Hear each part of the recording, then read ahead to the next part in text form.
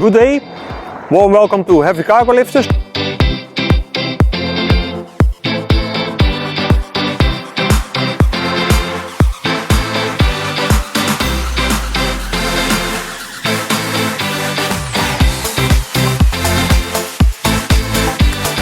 With Heavy Cargo Lifters we facilitate the business in port equipment. Today we will have a vlog about the dismantling of an empty container handler.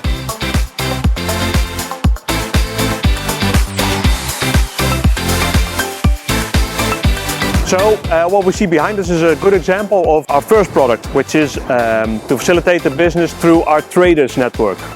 When customers want to get rid of their truck as fast as possible, or for instance when there's a truck that has technical difficulties or problems, we facilitate the business through our trading network.